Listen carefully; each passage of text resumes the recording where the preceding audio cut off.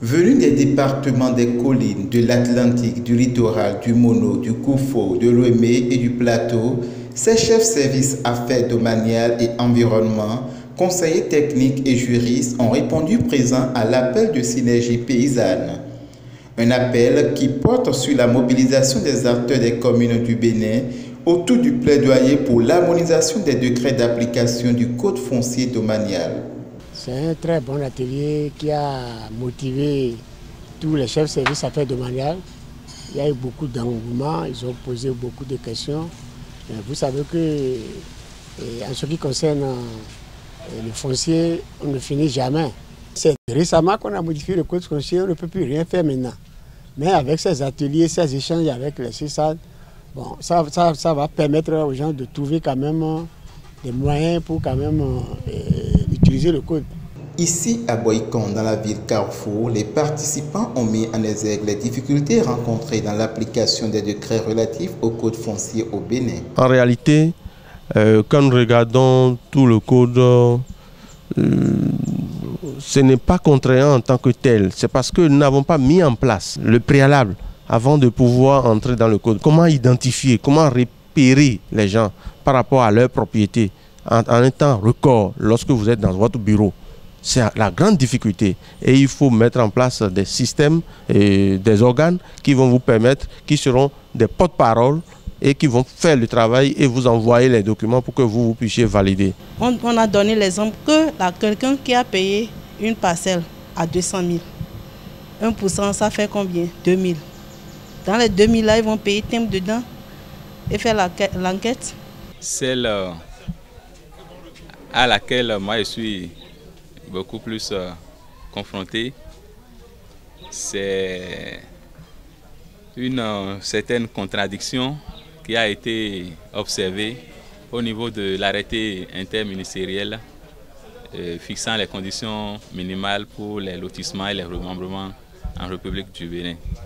Si vous avez l'occasion de parcourir cet arrêté, vous allez vous-même constater qu'il y a assez de contradictions.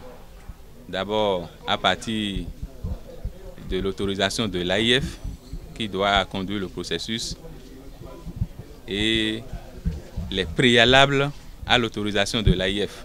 Les sections villageoises de gestion foncière et la COGEF, nous avons vu que ces instances de gestion foncière au niveau des communes peinent à démarrer parce qu'il n'y a pas eu d'accompagnement. Synergie paysanne œuvre pour que le code foncier domanial en République du Bénin soit bien appliqué et que les dispositions de ce code soient exécutées à la lettre. Et pour le faire, il faut retenir que le code en vigueur depuis 2013 a subi en 2017 une révision.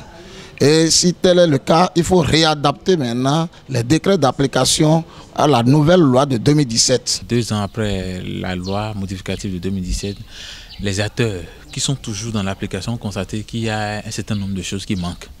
Donc, nous ne pouvons pas retourner et inclure dans la nouvelle loi qui a déjà votée. Il faut inclure ces aspects-là dans les arrêtés interministériels ou des décrets pour pouvoir aider à mieux appliquer le code domanial et foncier. La loi est générale. Maintenant, c'est les décrets qui viennent préciser, qui nous confortent et qui nous disent voilà, là où il y avait du flou, le décret vient préciser en disant voilà ce que vous devez faire maintenant. Et là, ça met tout le monde à l'aise. Je pense que la séance reprise à Boycon a confirmé l'intérêt que portent les CESAD à l'application du code foncier domanial.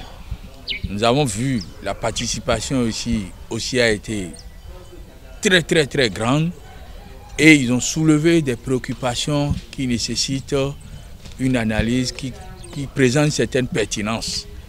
Et ici, on a eu la chance d'avoir le représentant de l'ANDF, de l'Agence nationale du domaine du foncier, qui a également partagé la compréhension de l'ANDF avec les CESAD pour leur faire comprendre un certain nombre de choses qu'eux ils prenaient comme difficultés. Les participants ont appris à cerner les contours du code foncier domanial en République du Bénin ainsi que ses décrets d'application. À ce propos, des recommandations ont été formulées. L'une des recommandations fortes issues de l'atelier c'est la relecture de l'arrêté interministériel fixant les conditions minimales de lotissement et de remembrement en République du Bénin. Aujourd'hui, nous attendons le décret qui va fixer sur le plan national un taux ou bien une grille de répartition des frais issus de la vente des attestations de détention coutumière. Les frais de lotissement sont fixés aujourd'hui par la loi des finances à hauteur de 100 000 francs, dont l'unité parcellaire reste inconnue jusqu'à aujourd'hui. Donc nous avons aussi formulé de plaidoyer pour que l'unité parcellaire soit définie pour que les gens ne soient pas lésés par rapport aux autres. Quelqu'un qui a 100 hectares va payer 100 000. Par contre, quelqu'un qui a 500 mètres carrés aussi va payer 100 000. Ce n'est pas bien. Il faut que l'unité parcellaire soit définie en fonction du taux des frais de lotissement à payer. Si on peut répéter ces genres d'ateliers et aller toucher du doigt les réalités au niveau des localités, au niveau des fonds, des personnes même qui vivent au quotidien la gestion foncière, ça serait bien. Donc ces genres de séances d'information ou d'ateliers ne se limitent pas aux acteurs des communes, mais plutôt à la base. Financé par la coopération suisse au Bénin à travers son programme APOSP2, cet atelier de Boycon intervient après celui de Parakou. Ces genres de rencontres visent à fédérer les efforts pour de meilleurs résultats.